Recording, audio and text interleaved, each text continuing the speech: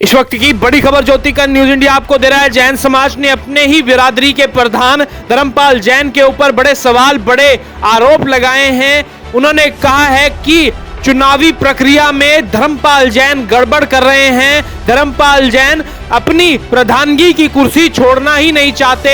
तो इस वक्त की बड़ी खबर ज्योतिका न्यूज इंडिया आपको दे रहा है। जैन समाज ने अपने ही प्रधान के ऊपर बड़े आरोप, बड़े सवाल खड़े कर दिए हैं। आगे धर्मपाल जैन की मुश्किलें बढ़ती नजर आ रही हैं, क्योंकि जिस तरह सारा जैन समाज उनके खिलाफ खड़ा है। बताया जा रहा है कि चुनावी प्रक्रिया में धर्मपाल जैन गड़बड़ कर रहे हैं। तो आइए आपको सुनवाते हैं क्या कुछ जैन समाज ने बातचीत करते हुए कहा।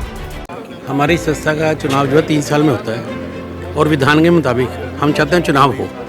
जो चुनावी प्रक्रिया ने शुरू की है 10 दिन या 12 दिन का टाइम में सारा इलेक्शन करवाना, ये संवैधानिक नहीं है। ना स्कूल के विधान में है, ना सोसाइटी एक्ट के विधान में है। इसलिए हम चाहते हैं इलेक्शन जो है 45 दिन का इसमें टाइम होता है। जनरल हाउस बुलाया जाए, जनरल हाउस में विधान पे पिछले साल पेश किए जाएँ, वहाँ से पास करा के फिर प्रॉपर प्रोसीजर जो इलेक्शन की डेट्स हैं वो अनाउंस किए जाए। जो ये धर्मपाल की इंटेंशन है इस तरह की 3 साल से एजीएम का रिकॉर्ड ना देना, अकाउंट की जानकारी ना देना और लेखा जोखा ना देना, तो कहीं ना कहीं ये भ्रष्टाचार की ओर इशारा है। बिल्कुल है, भ्रष्टाचार की तरफ इशारा। इसका मोटो एक ही है कि कोई ना कोई उठ के इस इलेक्शन को लेट करा दे और मेरी गाड़ी ऐसे ही चलती रहे। जितनी भी अनियमितताएं इसके टेन्योर में बढ़ती गई हैं, कहीं आज तक कोई मीटिंग नहीं हो रही। इवन तो बरादरी का ये प्रधान है, बरादरी का प्रधान होने के नाते इसने कभी कोई मीटिंग नहीं बुलाई। बरादरी के फंड से लोगों को मतलब खिलाता है और अपनी वोटें बनाता है। नहीं, क्या इस तरह के जो प्रेसिडेंट रहे हैं ये 3 साल से, तो कहीं ना कहीं ये जो इंस्टीट्यूशन बड़ी मेहनत से समाज ने तैयार किए हैं, जैन समाज ने, तो कहीं ना कहीं ये ऐसे व्यक्ति, धर्मपाल जैसे व्यक्ति समाज के लिए भी घातक नहीं हो रहे? बिल्कुल घातक है। आज जो हमारी समाज में, शहर में छवि थी पीकेआर इंस्टीट्यूशन की, वो आज मैं ये बात समझ रहा हूँ कहीं ना कहीं उसमें दाग लग रहा है, धूमिल हो रही है। पीछे कुछ पेरेंट्स का प्रोटेस्ट रहा, कुछ इन्होंने फीस के लिए पेरेंट्स से एग्रीमेंट किया था, लेकिन वो बात पे पूरे नहीं उतरे। मतलब बहुत सी बातें ऐसी हैं जिसमें बिल्कुल तानाशाही चल रही है। के अलावा वीरेंद्र जी, कहीं ना कहीं बरादरी में भी रोष है। बिल्कुल 100% रोष है बरादरी में। मैं आपको एक छोटा सा उदाहरण देता हूँ। एक आदमी इकल्ला प्रधान जिसको पावर सिर्फ 5,000 रुपये खर्चने की है, विदाउट एनी वर्किंग कमेटी में पास कराए, इसने करोड़ों रुपए खर्च दिए, करोड़ों रुपए का बजट समाज पे लगा दिया। हम कोई एलिगेशन नहीं लगाते, हम कहते हैं प्रधान जी बड़े साफ सुथरे हैं, पर प्रधान जी छुपाना क्या चाहते हैं? 3 साल का हिसाब क्यों नहीं बताना चाहते? कम से कम 150 करोड़ रुपए का हिसाब किताब है। 150 करोड़ रुपए का हिसाब हमारी संस्था के सदस्यों को पूछने का हक है। साल में 150 करोड़ का, इससे ऊपर का हिसाब है, 150 करोड़ से ऊपर का हिसाब है, 3 साल में नहीं दिया गया। सबसे बड़ी बात ये एक्ट ये कहता है, विधान ये कहता है कि 2,000 रुपए से ऊपर आप कैश एक्सपेंस नहीं कर सकते, लेकिन उन्होंने लाखों रुपए खर्चे कैश खर्च किए। इधर बेटा जी, क्या इस तरह की, जिस तरह इन्होंने दीपक जी ने बताया कि 150 करोड़ का बजट है और 3 साल में 150 करोड़ बहुत बड़ी एक अमाउंट है, फिगर है, और वो किसी पर्सनल आदमी की नहीं है, वो समाज की है, इंस्टीट्यूशंस की है, एजुकेशन इंस्टीट्यूशंस की है, मेडिकल इंस्टीट्यूशंस की है। तो क्या आपने एफआईआर दर्ज करवाने की मूव कोई ऐसा की? सर, अभी उस दिशा की तरफ हमारे कदम नहीं है, क्योंकि इसमें हमारे इंस्टीट्यूशन का भी नुकसान है। नहीं, अगर जरूरत पड़ी, आपको लगा, जब इन फ्यूचर बड़ा क्लियर सी बात कही कि 2,000 से ज्यादा कैश अमाउंट खर्चने का अधिकार बिल्कुल राइट सर। तो अगर वो उसकी वायलेशन हो रही है तो नेचुरली वो करप्शन कहीं ना कहीं इन्वॉल्व है। सर 100% वायलेंस हुई है, और बिना बजट के, जैसे घर का राज हो ना, मैंने राशन ले आना और मैंने कर दिया। और धर्मपाल जैन व उसके जो एफआईआर दर्ज करवाने की प्लानिंग है before election, may be possible. अगर हम सेटिस्फाइड नहीं हुए तो ऐसा प्रोसेस। सेटिस्फाइड तो जब वो आप कह रहे हैं, मिस्टर दीपक कह रहे हैं कि 2,000 से ज्यादा खर्च ही नहीं कर सकते, बिल्कुल नहीं कर सकता। सेटिस्फेक्शन तो रह ही नहीं। नहीं, वो तो है ही नहीं सर, वो तो बिल्कुल क्लियर कट बात है।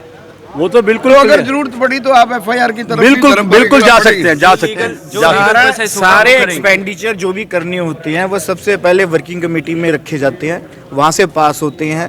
प्रधान जी ने कोई भी एक्सपेंडिचर वर्किंग कमेटी में रखा नहीं, ना ही पास करवाया, क्योंकि वर्किंग कमेटी है ही नहीं बेसिकली।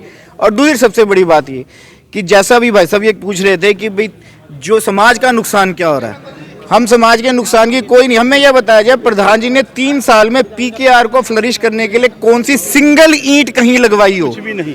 हमने 20 साल में यहाँ 4 एकड़ से हम 18 एकड़ तक पहुंचे। उसके बाद हमने चैरिटेबल हॉस्पिटल खड़ा किया आज शानदार। हमें यह बताया जाए कि प्रधान जी, हम भी यहीं से बजट में पैसे खर्च करते रहे, हमें यह बताया जाए कि प्रधान जी ने पिछले 3 साल में क्या सिंगल रुपया यहाँ कहीं खर्च किया इंस्टीट्यूशन के फ्लरिश होने के लिए? इंस्टीट्यूशन के लिए कुछ भी नहीं किया। आप ये पोजीशन देखिए, आप दीवारें क्रैक पड़ रहे हैं, वाइट वॉश तक नहीं हुए हुए।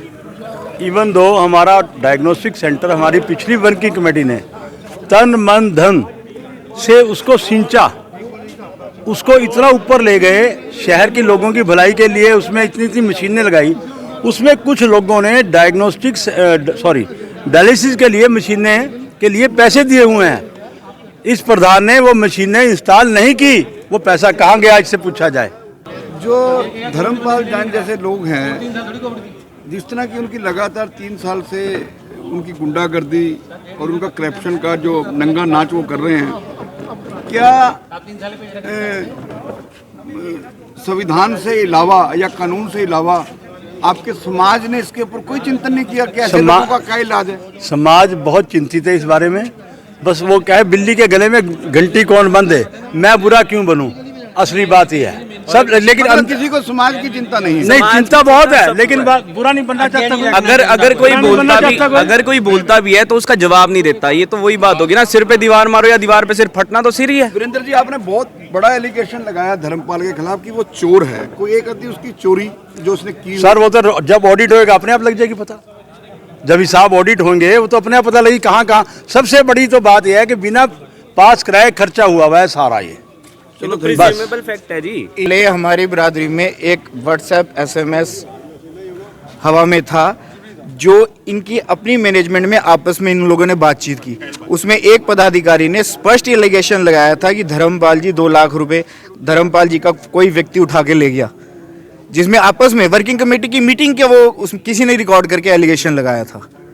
तो धर्मपाल जी आज तक उस बात का जवाब नहीं दे पाए कि वो एलिगेशन सच्चा था या झूठा था। और लगाया उन्हीं की वर्किंग कमेटी ने लगाया था कि सबके पास है, सबके पास है, सबके पास है इस बिरादरी में, ऐसा नहीं है। लेकिन वो क्योंकि हमारे प्रधान है, और सबसे बड़ी बात है कि वो हमारे बिरादरी के भी प्रधान है, हमारे स्कूल के भी प्रधान है, और ऑल इन ऑल है इस वक्त है। जो मतलब आप ये देखिए कि बिरादरी की बदकिस्मती है कि बिरादरी ने उनको किस लेवल पे चुन के भेजा, उनमें कितना फेथ दिया। बिरादरी का आज तक पिछले 70 साल में किसी ने नहीं देखा कि स्कूलों का प्रधान और बिरादरी का प्रधान भी एक ही व्यक्ति रहा हो, वो एक सिंगल शख्स हुए। शायद नॉर्थ इंडिया में भी नहीं होगा ऐसा। तो ये कॉन्स्टिट्यूशन में है मेंशन? कॉन्स्टिट्यूशन में ऐसा कोई वायलेशन भी नहीं है, ये हो सकता है। लेकिन मैं ये बता रहा हूँ कि बिरादरी के लोगों ने, हमने और आज ने कितना फेथ किया उनके ऊपर, और उन्होंने उस फेथ का क्या सिला दिया।